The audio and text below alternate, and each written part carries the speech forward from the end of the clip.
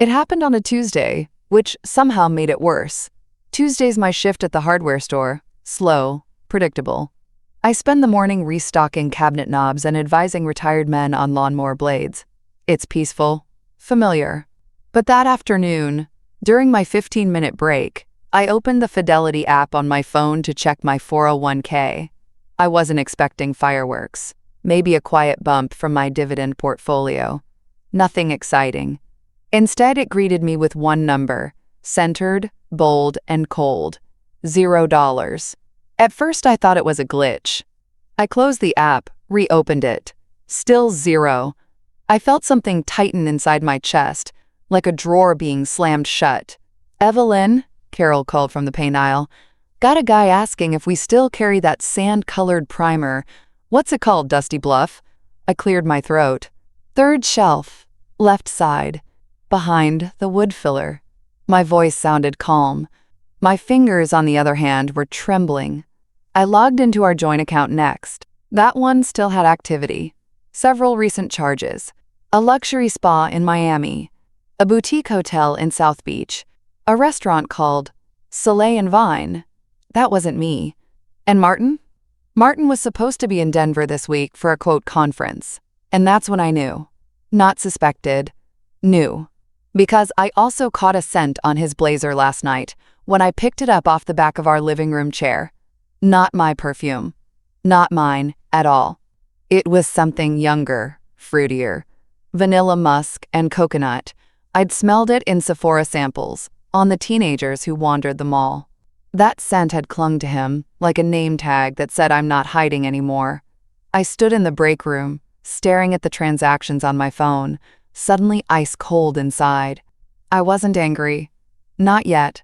I was calculating, connecting dots, and quietly reaching for the skills I'd packed away for years. Because before I was Evelyn who works the register, Evelyn who makes a mean banana bread, Evelyn who let Martin handle the finances. I was Evelyn Walker, senior forensic auditor at Lockridge & Fields, with 12 years of financial investigations under my belt. Martin must have forgotten that. Or maybe he thought I'd gotten soft. He never asked what I did with my old work laptop when I quit, or how I still back up every file I touch, like muscle memory. He didn't know I still keep a folder labeled Tax 2021 on my home drive, with encrypted copies of all our financials. Or that I still remember how to read a line item like it's a confession. He also never bothered to change the password on the shared Dropbox we used to file receipts for our accountant. And that was his first mistake. Because while Martin was sipping cocktails by a rooftop pool with his 26-year-old fitness influencer, her name, I'd learned soon enough, was Lexi, I was sitting in a break room with blistering hands and a growing storm in my chest. I wasn't going to scream. I wasn't going to cry. I was going to ruin him. Quietly, legally, and completely. Starting with a text to an old friend. Bill answered on the first ring. And what he said next made my stomach turn. "Evelyn," Bill said over the phone, his voice dropping into that tone I remembered from late-night audits. "This isn't just a few bad purchases. Your husband's playing in dangerous territory." I was in the garage now, door closed, laptop open on an old workbench Martin hadn't touched in years. The cool air smelled like dust and motor oil. I hadn't sat at this desk since Maya left for college. "What do you see?" I asked. 3 flagged wire transfers in the last 60 days. Each, just under 10,000. He's skirting report thresholds. Smart if he were a smarter man. I exhaled, rubbing the bridge of my nose. "Where to?" "An account in Miami under the name Lexi LeClaire. Does that ring a bell?" Lexi. I'd heard that name last month. Martin had slipped once, laughing about some content girl who was actually business-minded. I thought he meant a podcast guest. Nope, that content girl was living in a new condo, wearing Cartier bracelets and posting thirst traps captioned, "Invest in women who invest in themselves." I knew it wasn't her money. Bill continued. He used the joint credit card to furnish the place. Restoration hardware, luxury bedding, a $4,000 mattress. "On your birthday, Evelyn." I closed my eyes. My birthday. That night, Martin said he'd been tied up with meetings. I ate leftover lasagna and watched Jeopardy in pajama pants.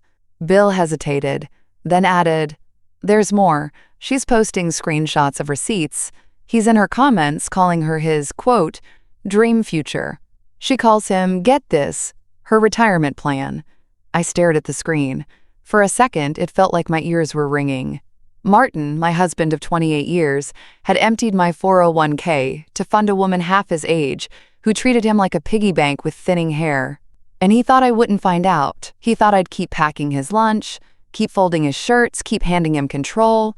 I clicked over to our Dropbox. Forgot he shared it with me. Inside, folders he never cleaned out.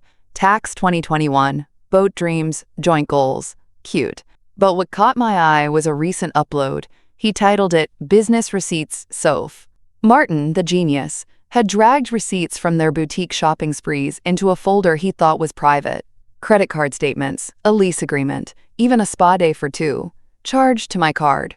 I sorted the files, labeled them, took screenshots, duplicated them to a clean USB and encrypted cloud folder. Then I opened Excel. I hadn't touched a spreadsheet in years, but it came back like riding a bike. VLOOKUP, conditional formatting, cross-matching dates and accounts. I worked until my fingers ached, until the rows blurred into columns. That night, I made dinner like normal, roasted chicken, rice pilaf, and salad with too many cherry tomatoes. Martin hated those, but I put extra anyway. He walked in an hour late, humming. I watched him from the kitchen as he hung up his coat, noticed the new shoes, the glow on his skin, the cologne that wasn't mine. He kissed the air near my cheek. "Dinner smells good, babe, I'm starving." I smiled politely. "Long trip?" He shrugged, grinning. "One of those exhausting conferences, you know. Networking is brutal. But, hey, all for our future, right?" I nodded. Then I wiped my hands on a towel, leaned back against the counter, and asked, "So, about the 401k?" He paused, mid-spoonful of rice. "Oh, that. Don't freak out. It's a short-term thing. I moved it for an investment I'm handling." My jaw tightened. "Without telling me?" He waved it off. "It's a growth opportunity, babe. You'll thank me later." I nodded, slow. "Will I?" He didn't notice the edge in my voice. Or maybe he did and chose to ignore it. "I've got it all under control," he said confidently. "I'll walk you through it later. Don't worry." But I wasn't worried. I was watching. And I had already started planning. The next morning, I called in sick. Carol from the hardware store sounded surprised. I never missed a shift unless someone was in the hospital. But I told her I needed a personal day, and she didn't ask questions. I waited until Martin left for work, then poured myself a second cup of coffee, cracked my knuckles, and opened my laptop. It was time to dig deeper. In the corner of our home office sat an old accordion folder labeled Tax 2021, the one Martin said he'd get around to organizing. He never did. Inside, I found everything he thought I'd forgotten. Itemized year-end summaries, donation stubs that didn't match our actual giving, 2 Form 1099s from consulting clients I'd never heard of. But what really caught my eye? A post-it note, scribbled in Martin's handwriting. Lexi shared folder, Dropbox/login PW, anniversary 1994. I blinked.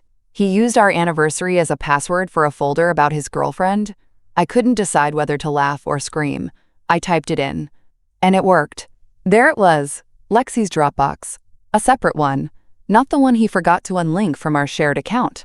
This one he thought was private. Photos, voice notes, screenshots. She had a whole folder titled Proof of Funds Money Bag, with Martin's bank transfers, a spreadsheet of their travel fund, and an actual vision board for their future condo with water views.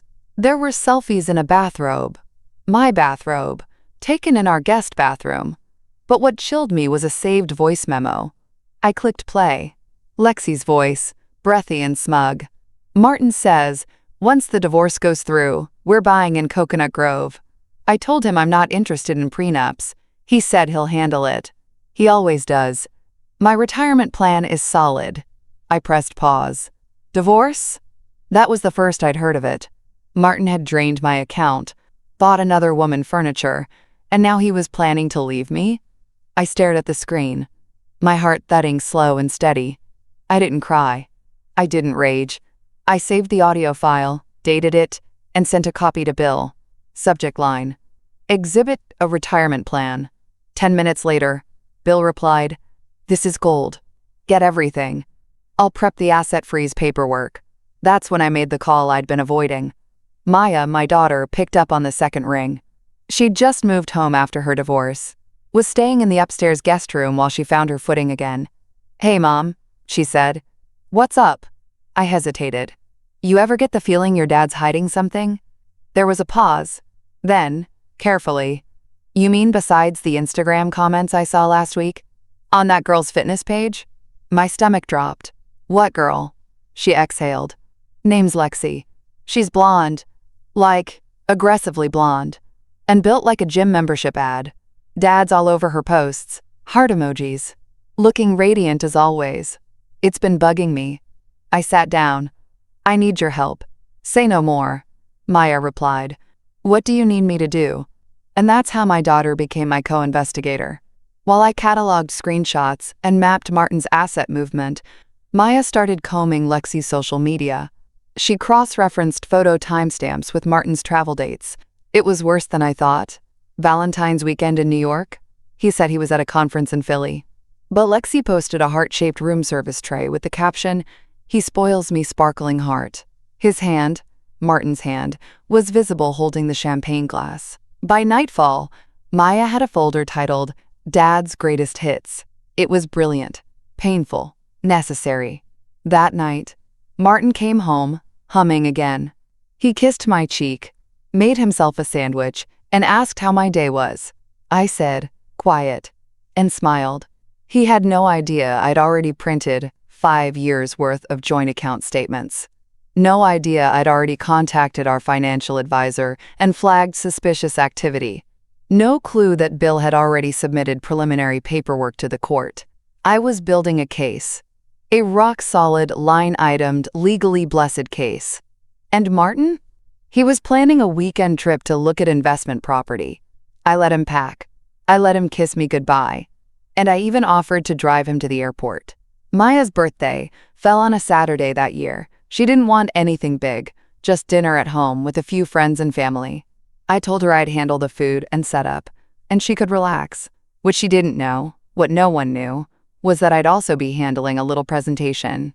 Martin had insisted on coming, which was almost funny. The man who missed her college graduation to go on a retreat suddenly wanted to carve birthday cake. "I'll fly in just for the day," he said over the phone. I already told Soph, my team, I can't miss my daughter's birthday. I pretended not to catch the slip. "You'll be back in time?" "Of course," he said. "Wouldn't miss it for the world." The world, it turns out, was fine missing him. He showed up half an hour late in a new blazer that probably cost more than our dishwasher. Hair a little too styled, cologne strong enough to trigger my memory. He brought a bottle of overpriced wine and tried to hand Maya an envelope of cash. She declined. We sat down to dinner, lasagna, garlic knots, Caesar salad. It was warm, familiar.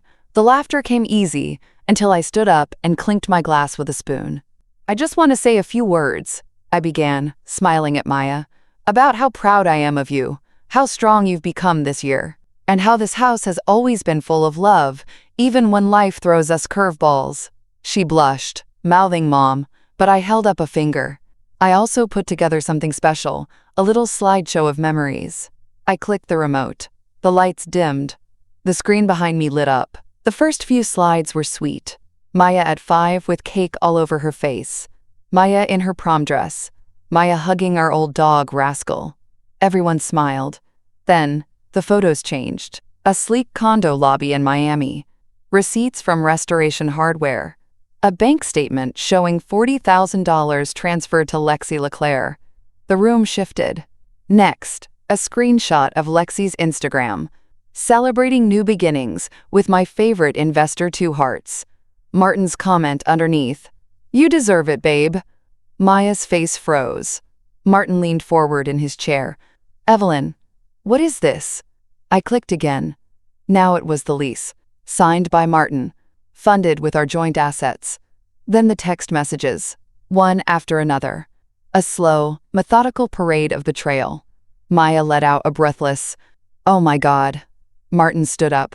"What the hell do you think you're doing?" I turned to him calmly. "Presenting facts. You know what I used to get paid to do. You're ruining her birthday." "No, Martin. You already did that. I'm just clarifying the guest list." He looked around, waiting for someone to side with him. No one did. Maya was staring at the screen in horror. Cynthia from next door had her hand over her mouth. "You blindsided me with this," he snapped. I tilted my head. "You mean like how I got blindsided by a $0 balance in my retirement account? Or how you used my credit card to buy your girlfriend's spa treatments?" "I had a plan," he hissed. "You weren't supposed to." I held up a hand. "Stop talking, Martin. You're only helping me. Everything you say is being recorded." I tapped my phone. The red light was blinking. Bill's idea. Martin's face went pale. The slideshow ended with one final image. A screenshot of my email, subject line, "Filed petition for divorce and emergency asset freeze." Below it, the words, "Martin Ori Walker to be served Monday at 9 a.m. There was silence, so thick you could hear the buzz of the fridge down the hall. Then Maya stood up, walked over, and hugged me. No words, just that. Martin tried to say something, but Maya cut him off. "You need to leave." "But, now." He looked at me. "Evelyn, you don't know what you're doing. Lexi and I laughed, loud and full. "Oh, I know exactly what I'm doing." He stormed out, slamming the door behind him. I poured myself a glass of wine and sat back down. The room exhaled. Cynthia whispered, "Holy hell." Maya raised her glass. "To Mom?" For the most unforgettable birthday surprise ever. I clinked it, smiling. Martin was served at exactly 9:03 a.m. outside Lexi's building in Miami. I know this because Bill texted me a photo. The process server, a petite woman with no-nonsense hair and mirrored sunglasses, standing in front of Martin as he stared at the thick envelope in his hands like it might explode. I stared at that photo with my morning coffee, still in pajamas, feeling calm. Not euphoric, not bitter, just calm. Because the gears had finally started turning.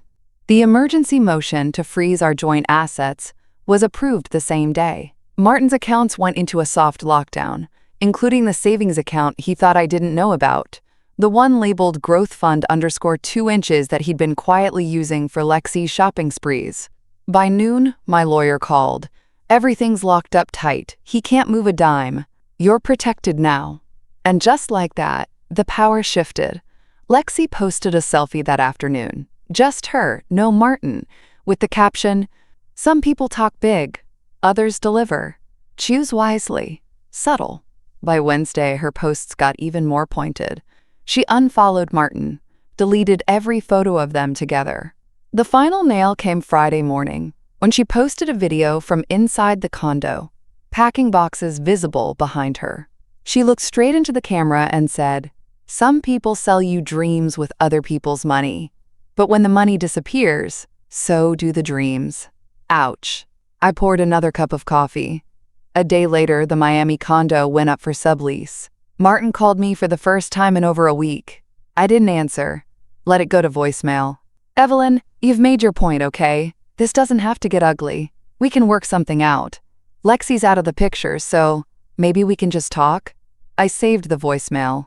Filed it under manipulation, round 1. By Monday, he was back in town. But the golden glow was gone. He looked like a balloon someone forgot to tie. Deflated and panicked. He showed up at the hardware store during my shift, which was bold considering I'd warned him not to contact me directly. I saw him through the window, hovering outside the glass doors like a lost child. Carol spotted him first. "Is that?" I nodded, pulling off my gloves. "Yep. You want me to handle it?" "No, I'll take this one." I stepped outside, arms crossed. "You shouldn't be here." He shoved his hands in his pockets.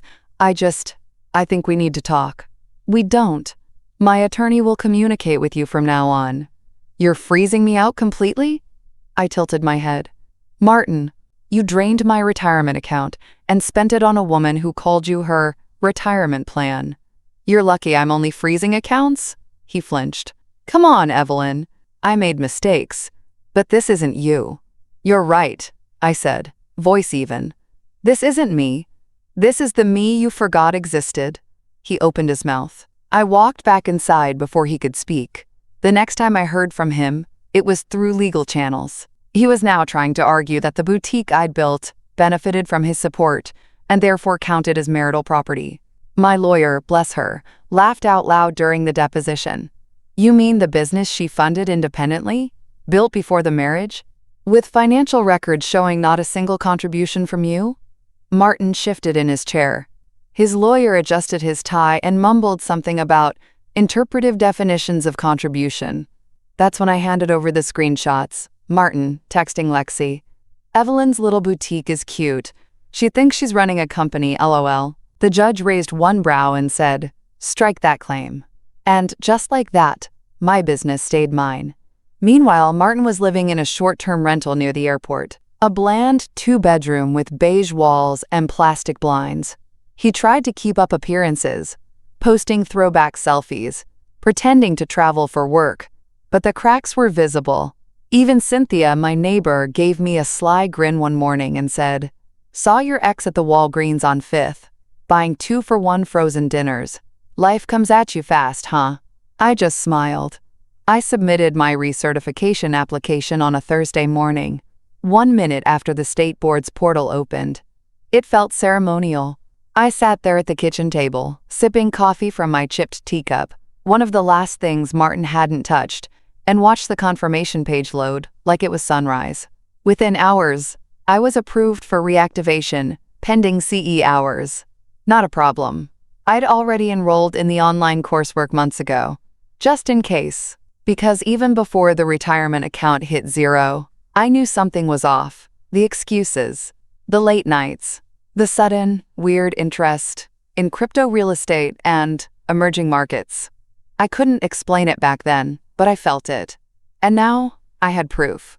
Motive, paper trail, everything.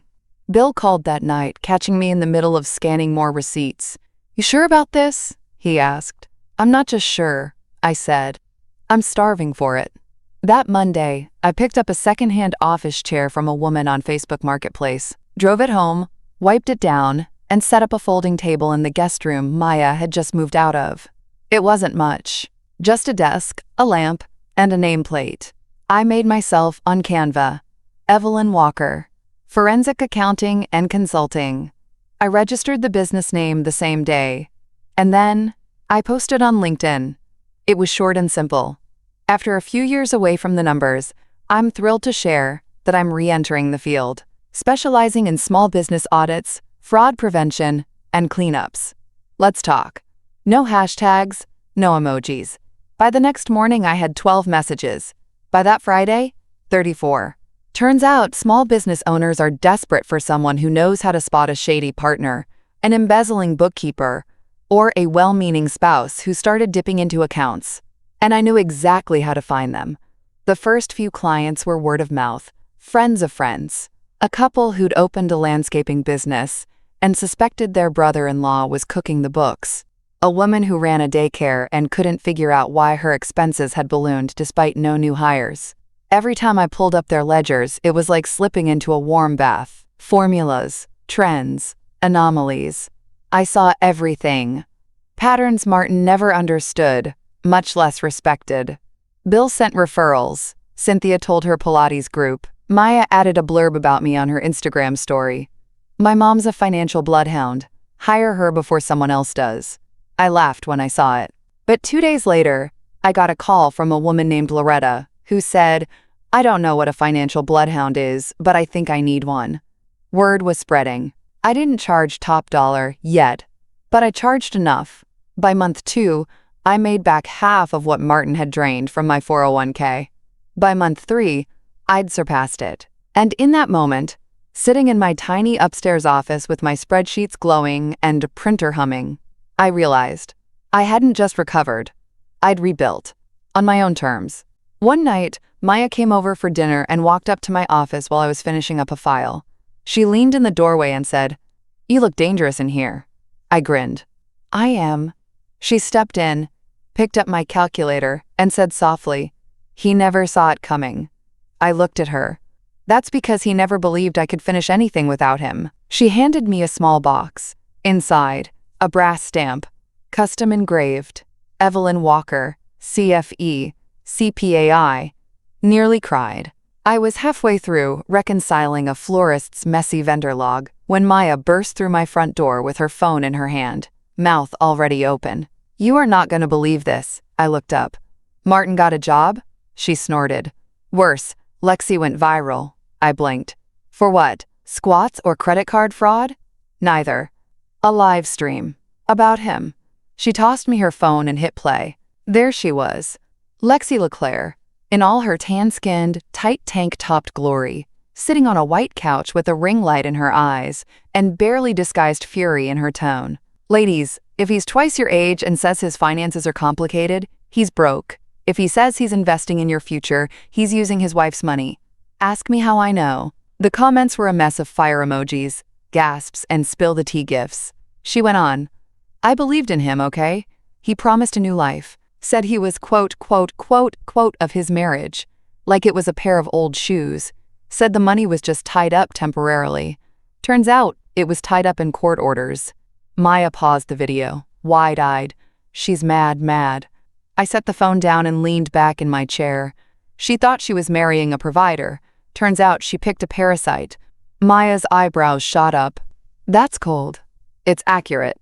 That afternoon, Lexi posted a follow-up video, a carousel of luxury items with the caption, "Selling everything he bought me. Comment if interested. Serious buyers only." Gucci shoes, designer bags, and a diamond bracelet Martin once tried to expense as client gifting. I recognized every item, because I'd matched every charge to our joint statement back when I was building my case. One of the commenters asked, "What happened to your retirement plan?" Lexi replied, "Turns out he retired himself, with debt." The kicker? Local blogs picked it up. A few lifestyle sites that track influencer drama ran pieces with headlines like, "Fitness star dumps sugar daddy after funds dry up." I didn't care much about the gossip. But Martin? He lived online. He'd built his whole second life on social media, motivational quotes, gym selfies, hashtags like hashtags #Econdact and #InventYourself. Suddenly, his accounts were silent. His profile photo disappeared. His last post, some sun-drenched pic in a linen shirt, became a comment war zone. One follower wrote, "Bro, your girl is selling your gifts on IG like it's Facebook Marketplace. You good?" I showed the comment to Maya over dinner. She laughed so hard she choked on her wine. "He always wanted to be the center of attention," I said, swirling my glass. "Now he is."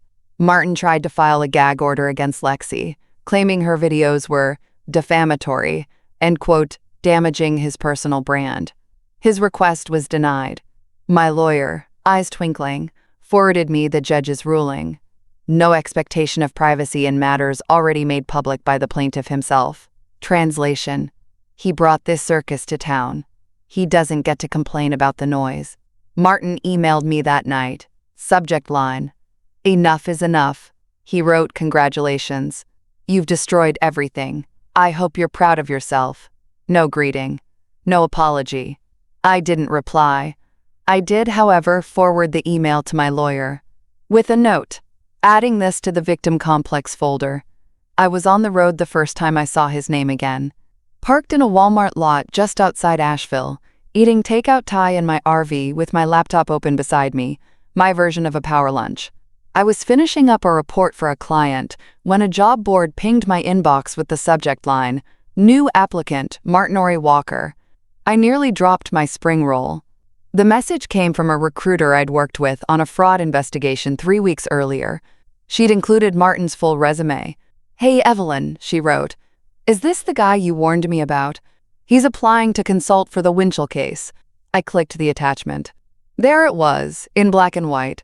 Martinori L. Walker, Senior Financial Consultant, specializing in asset restructuring and personal wealth recovery.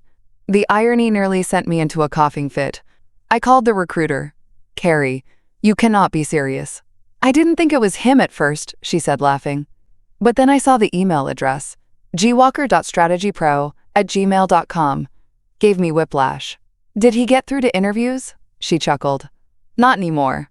I forwarded the Miami court records and your public case summary. We're pulling him from the roster. Another door shut. And not by my hand. That same week, Martin's old company finally let him go. They'd kept him on in a limited freelance capacity, consulting technically. But once the social media mess snowballed and Lexi's live stream got picked up by a finance meme account, they dropped him fast. You know it's over when your financial misconduct becomes a punchline on TikTok. Martin made one last attempt to salvage his public image. He launched a YouTube channel, just him, talking to the camera in his car, trying to reframe everything. I've made mistakes, but people forget I'm a builder, a fixer. I'm not defined by one relationship or one financial misunderstanding. I watched 48 seconds before closing the tab. The comments were brutal. Builder of what? Debt? Bro, your girlfriend sold your watch on Instagram. This channel has the same energy as an empty wallet. I wasn't gloating. Not really. But it felt like watching a man try to put out a fire with gasoline. Then came the email. Not from Martin. From his sister Amanda. Subject, for what it's worth. Evelyn, I know you probably don't want to hear from me, but I just wanted to say, you were right. We all fell for it. The charm, the deflections, the I'm doing it all for the family bit. I should have known better. I watched your slideshow with Maya. She sent it to me. Honestly, I cried. You didn't just protect yourself. You showed all of us who he really is. I'm sorry for how I treated you. I wish I'd seen it sooner. I read the message twice. Then I marked it unread and let it sit. Because forgiveness wasn't a priority anymore. Closure didn't require conversation. Meanwhile, I kept working. A local radio station invited me on for a segment. Smart women, smart money. I told them yes. Wrote up some tips on how to detect financial red flags in relationships. Wore a navy blouse and spoke clearly into the mic. It wasn't revenge, it was a resume.